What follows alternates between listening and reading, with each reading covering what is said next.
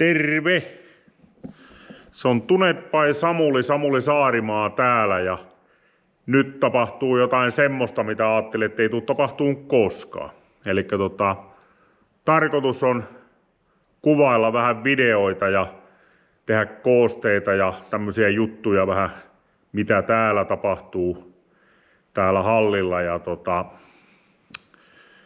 projekteista ja jutuista sillä tavalla ja täällähän on meidän moottoripaja täällä. Varmaan jotkut näkikin Pöytälaakson Power to Drift-tiimin videon moottorin teosta ja tämähän on se paikka. Tosin kamera on ollut jo jonkun aikaa ja puhetta videoiden tekemisestä on ollut kovastikin, mutta mä en tuu siitä missään vaiheessa mitään paineita ottamaan, eli kuvia ja videota julkaisen vähän välillä ei ollenkaan ja välillä tulee hyvinkin materiaalia. Mutta joo, koitetaan tehdä jotain mielenkiintoista minun arjesta ja reissusta ja kilpakausi alkaa niin kilpareissuista ja ynnä muuta. Yksi semmonen toivottavasti vähän erilainen suomalainen YouTube-kanava, mitä niitä kyllä hyvin on ja ne on erittäin laadukkaita. Itse katon tosi paljon, oikeastaan TVtä en kato ollenkaan, että se on enemmän justiin YouTubesta tulee katsottua kaikkia harrastehommia. Me oltiin viime viikolla Arabiemiraateissa, siellä on yksi kaveri mulla, jonka autotouhuissa on jo vuosia touhunut ja on säätänyt Supraa siellä tämmöiseen puolen maili nopeuskisoihin ja me oltiin tosin kaverin Sillanpään Jarin kanssa viime viikolla siellä vajaa viikko ja säädettiin vähän dynossa ja silloin oli uudet turbot ja muuta ja käytiin siellä kisapaikalla kuvaamassa ja niin poispäin, niin sieltä on vähän videonpätkää ja jotakin ja luodaan siitä nyt semmonen ensimmäinen kooste. Juha-Matti Mölsä hoitaa mulle nämä videoiden koostamisen ja muun ja toivotaan, että saadaan mieluisaa ja mielenkiintoista materiaalia ja seuraavaksi pääsette nyt sitten katsomaan koosteita ja videoa tuolta Arabiemiraateista ja toivotaan, että se on miellyttävää. Jääpä kahtomaan. Kiitos. No joo, me ollaan täällä Arabiemiraateissa Aimanissa, eli Dubaista. Olisiko tää 450 kilometriä. Ja me ollaan semmoisessa paikassa kuin RSG Garage. Ja yksi suosituimmista dynomestoista täällä. Näin ja meillä on Sultani Supra dynossa ja siinä on vähän ongelmia, kun on laittu isommat turbot. Siinä on 2 kappaletta Precisionin 6870 ja ne on nyt niin isot, ettei mennä saada alueelle enää niinku 3-litrasella alakerralla. Että katsotaan saadaanko me jotenkin niitä edes niinku vähän toimiin, kun lauantaina olisi kilpailut. Ja sen jälkeen kun Supra on sääjetty, niin tuolla on tommonen patrolli, missä on Pulsaarin G42-sarjalaisia ahtimia tuplana ja pitäisi olla joku 2400 hevosvoimaa. Et se otetaan ton Supran jälkeen ja katsotaan mihin päästään. Jari kuvailee tuossa välillä kun mä oon tietokoneen ääressä ja sellaista. Jari, mikä fiilis? Tuned by Samuli. Täällä on yleistä katukuvaa, täällä on iso tietyömaa meneillään tässä paikan eessä, mutta tää on niin hyvin tyypillistä tätä Arabia-aluetta täällä. Siinä on monenmoista kauppaa ja ravintolaa ja apteekkia ja tuolla on apteekki. Täällä on kaikki vähän niinku apteekkikin näyttää niinku joltakin luolalta, mutta tykkään. Ilmasto on hieno, 18 ehkä nyt lämmintä ja kaikki oikeastaan herää eloon vasta illalla 5 eteenpäin. Mut koitetaan kuvailla ja katsotaan mitä saa aikaiseksi.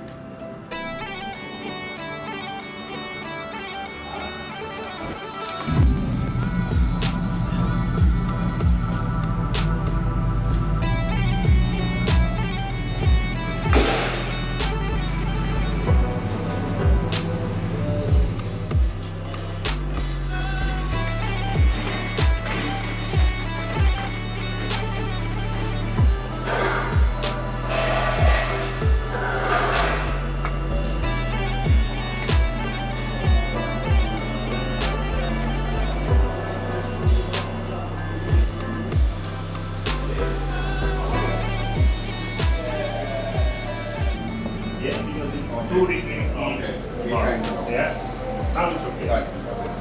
Good time, huh? Let's try. 41? Yeah. خلاص you want to go more, huh? Or 1.5? Somewhere? For 2 lines. More. Wait. Bad. More.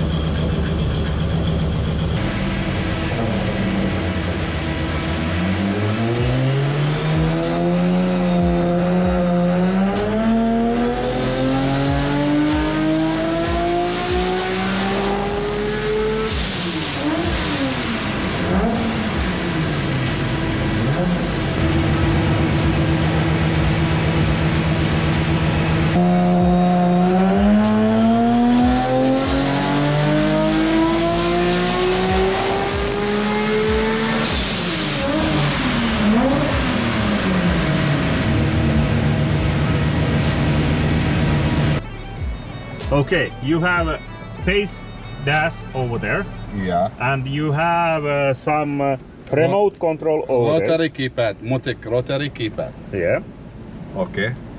From the dash, you can select your boost. You have 10 map of boost. Each map is separate, different. And you have the launch control. You can turn it on and off. Yeah.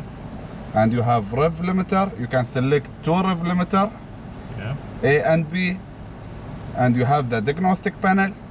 It's showing all the errors. And you have the display which dash you want. Like we will use that dash. We go back. We have that dash. Oh. If we want to change the dash to another, like Ferrari dash, we have Ferrari dash. Yeah. On Nissan. On Nissan. Yeah. This is proper. We have the Spider-Man dash. That one. Yeah. Okay, so this is 4.8 liter twin turbo. Twin turbo, yeah. Yeah. And how much boost you are driving? With that car, 3 bar, 3.4. And how much power you are making? That turbo, it's making, that turbo, you know, PSR turbo. Yeah. It's not give me more power, same than another turbo. Yeah.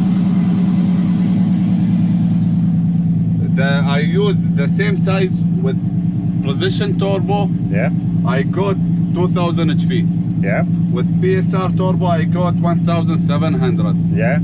But now the power it will be 1600 like that because I use that engine for half-mile race. Yeah. The half-mile race, you know, you have some setup to do it to not break the engine.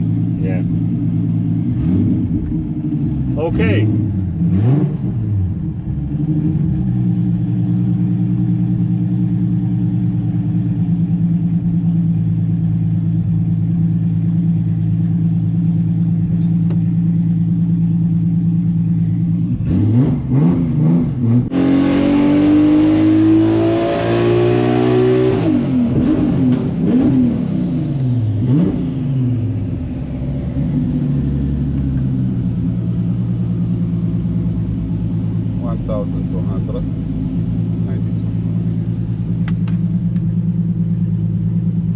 With boost 2.3 Okay. boost. Now we want high boost. Okay. High boost map. Yeah.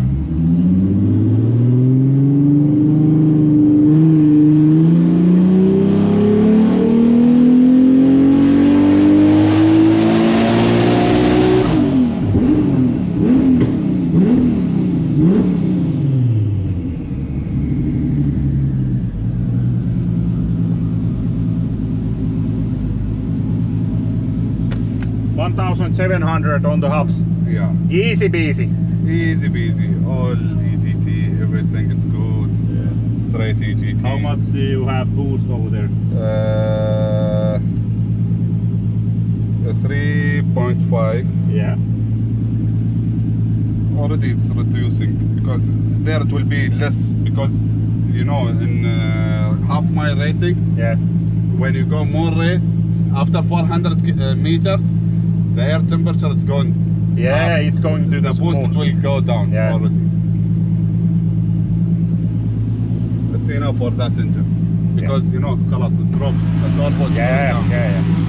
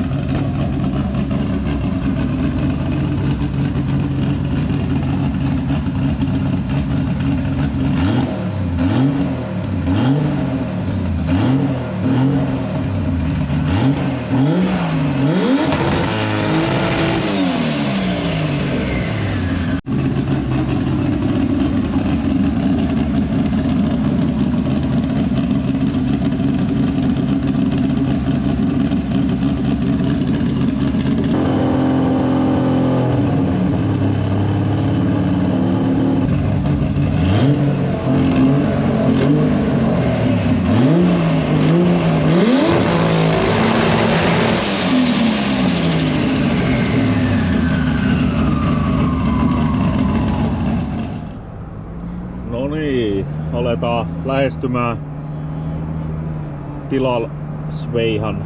Joku semmonen tää paikka on tää on yleinen paikka viikonloppuisin, mihin porukka ja nuoret tulee mönkijöillä ja autoilla ja ne grillailee ja viettää aikaa. Ja täällä on dyynejä, näkyy ja kuuluu, mönkijöillä ajetaan joka paikassa koko ajan. Dyyniä dyynin perään. Sitten täällä on jotakin tämmösiä, onkohan, saattaa olla ihan asumuksiakin ja semmosia ajanviettopaikkoja viikonloppuisin. Paljon kaikennäköistä maastoajoneuvoa näkyy olevan. Täällä saa autollakin ajaa näitä dyyniä ja muita pitkin.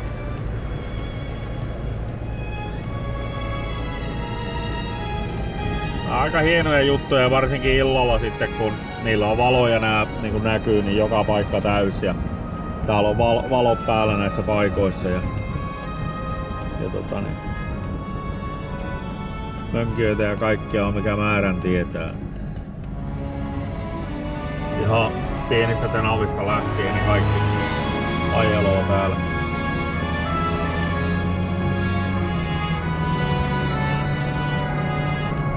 Tämän näköistä seutua. Jonkunlaista asuntoautoa ja vaunuakin näkyy siellä täällä. Ei oo kovin yleinen täällä Arabeissa. Ja sitten taas niinku jotain suomalaiset ja nää ostaa sprinttereitä ja varusteloa ja muuta, niin se ei oo oikein näitten juttu täällä.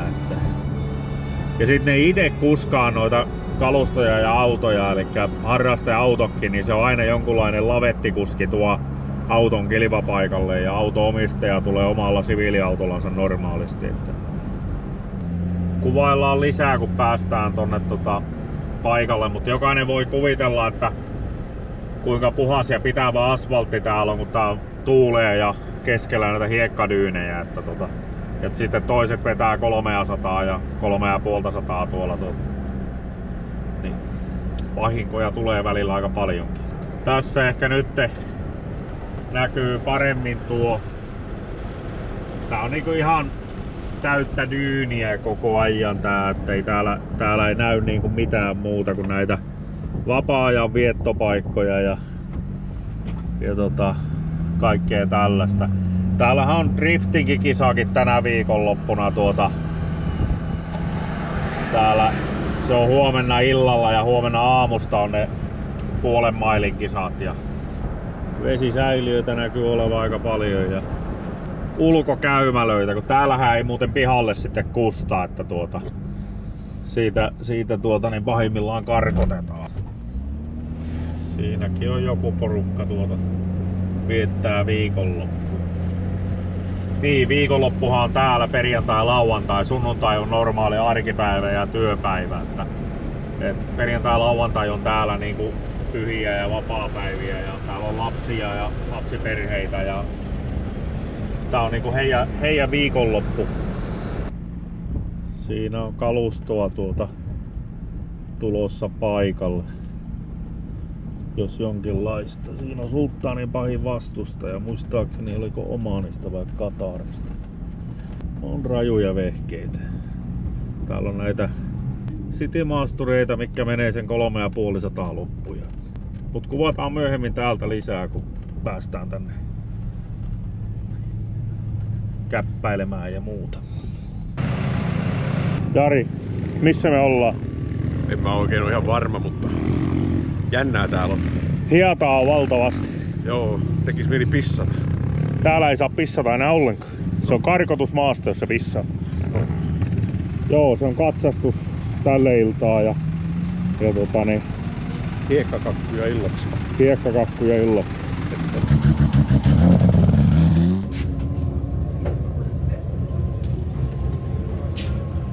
Täällä katsastetaan autot oikeasti altapäinkin ja kaikki tarkistetaan välykset ja kartaanilenkit ja turvavyöt ja vyöt, niin kuin yleensäkin kaikki mikä vaikuttaa ja katsotaan aika tarkastikin läpi. Tää ei ole mikään ihan nopea prosessi tää, kun ne käy läpi tuo auto.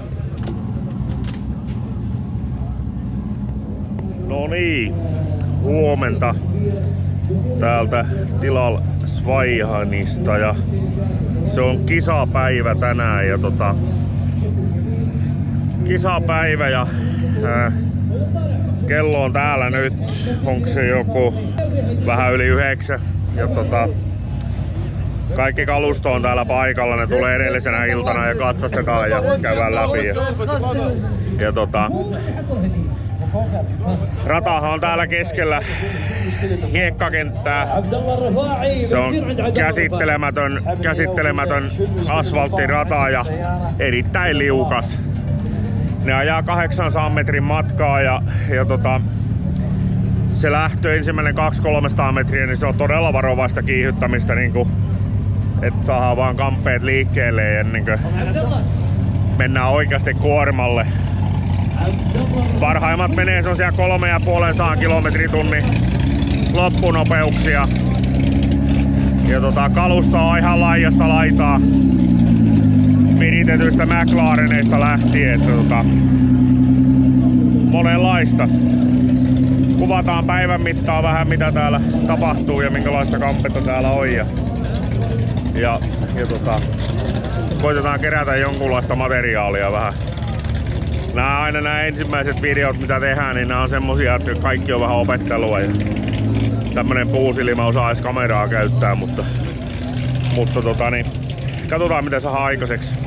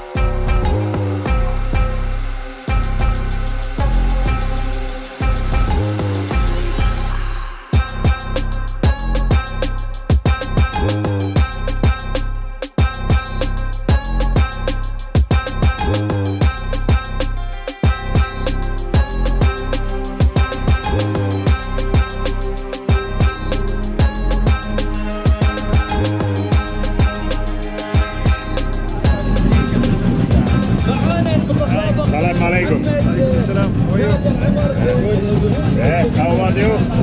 Enjoying life. Good luck for the race. Okay, huh?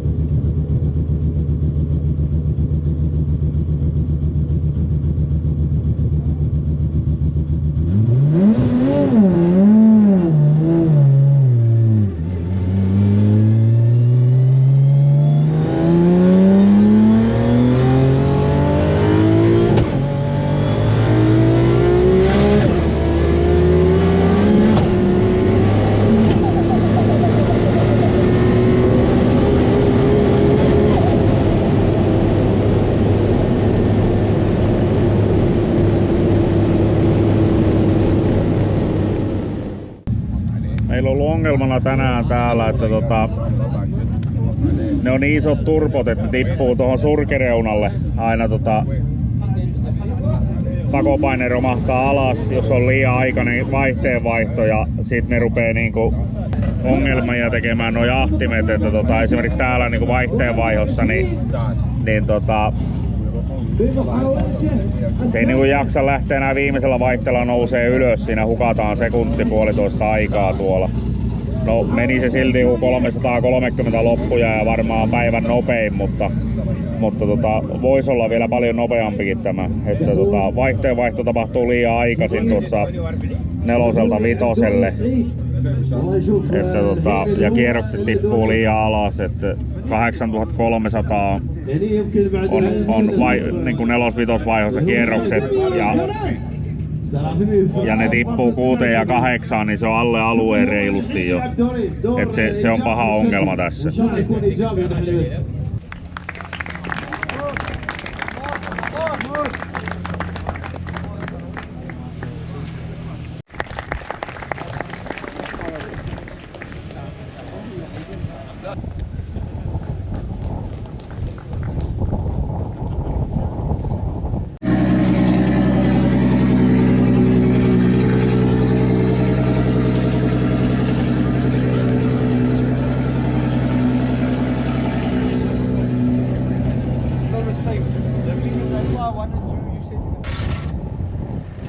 Tää on semmonen itkettävä ja naurettava välimaastossa tää Dubaista esimerkiksi Aimaniin tai Sarjahiin päin, niin 1, 2, 3, 4, 5, 6, 7, 8 kaistaa ja liikenne menee tämmöstä 30. Tää on ihan jokapäiväistä hommaa, että siellä kun on yksikin kolari jossakin tuolla välillä, niin mitä on joka päivä, niin tää seisoo tää 8 kaistaa niinku tässä ihan täysin. Sanotaanko näin, että jos asuisi tuolla niinku Dubain ulkopuolella, missä natiiviväestö oikeasti asuu, niin näköjään moottoripyörä olisi hyvä kulkuneuvo. Joo, surkea on liikenne täällä. Pakko kuvata tätä ruuhkaa vielä, kun tää on ihan oikeesti älytöntä tää autojen määrä. Täällä on 5, 6, 7 kaistaa molempiin suuntiin ja niin kauaksi välillä kun tuosta mäen päältäkin silmät näkee, niin jarruvalot paistaa ja liikenne ei mihinkään. Että Google Maps näyttää koko ajan kolaria johonkin ja Tämä on meininkiä. Onneksi Pohjoismaat lopettaa bensa- ja dieselautot 2035, niin saadaan vähän paikattua näitä päästöjä, mitä täälläkin syntyy. Pysyy maailma viireän. Siinä on vähän ulkopuolelta meidän Aimanin Radisson hotellista vähän videokuvaa.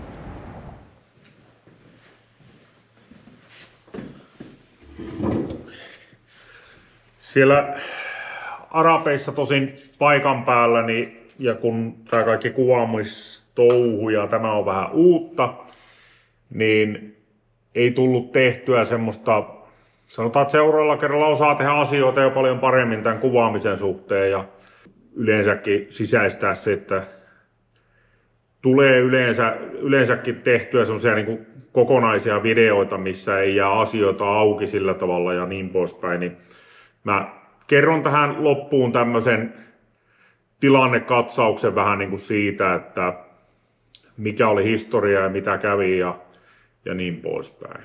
Sulttanin auto on ollut ennen tätä kyseistä viime viikon kisaviikkoa ja säätöä ja muuta, niin se on ollut koko ajan 2 Precisionin 64 ja 66. Ja ongelmana oli vähän se, että momenttia tuli niilläkin vielä keskialueelle vähän liikaa, kun siellä se pito on semmonen kovin huono ja ailahteleva. Ja parhaimmillaan se meni 327 kilometriä tunnissa, 800 metriä. Ja nyt sinne päivitettiin ennen tätä viime viikkoa niin 2 kappaletta Precisionin 6870 turboja ja isoilla turbiinikoteloilla. Ja aluksi kun mennään sinne, niin ne oli yrittänyt sitä jo pyörittää penkissä, että näkisi lähtötilannetta vähän, että yleensäkin kaikki on kunnossa ja ok ja se toimii. Että kun me mennään sinne ja no ne ilmoitti, että siellä on 1100 hevosvoimaa avoilla ja enempää ei saa, että he epäilee vuotoa ja muuta ja niin poispäin. Ja että ahtopaine pyyntikään ei mene sinne minne pitää. Ja no siinä tilanteessa kun me mentiin sinne, niin tosin tilanne oli tämä ja mä siinä hetken mietiskelin asiaa ja laskeskelin ja pyörittelin ja onhan ne valtavat turbot, ne 6870, niin kun, varsinkin kun niitä pannaan tuplana ja vielä 3 litraa alakerralla. Tosin aikaisemmilla 64 ja 66 turboilla niin edelleenkin meillä oli niinku liikaa momenttia siellä ja se pidon tekeminen oli aika vaikeaa, varsinkin isoissa nopeuksissa, kun rupeaa aerodynaaminen kuorma olemaan riittävän suuri, niin se yrittää lähteä sutimaan mitä pienimmästäkin pompusta tai heitosta tai jutusta, kun momenttia on oikein paljon ja jos sitä tulee varsinkin oikein lujaa yhtäkkiä. Niin nokka-akselin ajoitukset oli silloin tehty niin, että se turboista ja turbojen luonteesta huolimatta saataisiin kierroksille se teho ja vääntö sieltä ja että se olisi hyvin johdonmukainen se nouseva se tehokäyrä. Nyt sitten aika nopeaa siinä hoksasin aihe, että nyt kun on nämä isot turbot, niin siellä ei enää sitä momenttia tule missään tapauksessa, niin lähdin vaan ajoittaa nokka-akseleita uusiksi ja niin me saatiin se siitä aika nopeakin sitten se kääntymään se tilanne, että ilman ilokaasuja, oliko se parhaimmillaan joku, tai viimeinen veto mitä veettiin oli 1540 hevosvoimaa. Me vaan jätettiin se siihen, mä sanoin, että me saadaan kyllä radalla sitten lisää vielä, jos me tarvitaan, ja ilokaasuthan siellä on vielä rinnalla sitten, että niillä saa sitten vielä lisää voimaa, jos tarvii. No sinänsä se meni ihan hyvin sitten loppuviimein se penkitys siinä ja säätäminen ja mennään kilpapaikalle ja auto-omistaja oli kovastikin vähän niin kuin yllättynyt. Toki ei ollut tällä kaudella ajanut yhtään kilpailua vielä, niin tietysti vuodessa kerkiää vähän aina asiat vähän niin kuin unohtuu ja miltä se tuntuu ja muuta, niin kehu vaan, että vetoja on nyt niin kuin kovasti ja sitten sanoi, että hän hätäili sen vaihteenvaihon kanssa, kun aikaisemmin sai vaihtaa aikaisemmin ja nyt pitää vetää ihan sen loppuun, niin molemmat kisavedot, mitä se veti, niin se vaihtoi niin kuin 4-5 vaihteen varsinkin niin aivan liian aikaisin ja se tippuu tavallaan alueelta se moottori pois. Ja suoritus ei ollut läheskään niin hyvä, mitä se olisi voinut olla, mutta silti ylivoimainen voitto siitä kilpailusta. Kehitys jatkuu ja varmasti tullaan kuvaamaan siellä vielä myöhemmässäkin vaiheessa ja auton kehitys jatkuu ja muuta. Onhan se nyt hienoa, että kyseisellä autolla on voitettu kaikki kilpailut, mihin sillä on osallistuttu, mutta minunkin silmissäni todella paljon on vielä petrattavaa, että olettaisin, että helpostikin tuollaisella likaisella asfaltilla 800 metriä, niin tuolla kaksivetosella laitteella, niin kyllä se sinne 3,5 sajan päälle pitää se loppunopeus saada. Parhaat, tehokkaammat nelivetos Skylineit, päivän ennätys ja kaikki aikojen ennätys ajettiin siellä nyt samana viikonloppuna ja se oli 399 kilometriä tunnissa. Et kyllä ne huimia laitteita on ja aika normaalia, että siellä käytetään jotain 4 paaria ahtopaineita ja ne lähdetään vielä osa ajamalla kotiakin sieltä. Että kyllä siellä osaamista on siinä oikeasti tehokkaiden moottoreiden parissa. Mutta tämmöstä. Toivottavasti tämä video antoi teille jotakin ja katsotaan mitä me keksimme sitten seuraavaan videoon. Ei mitään. Kiitoksia ja hei.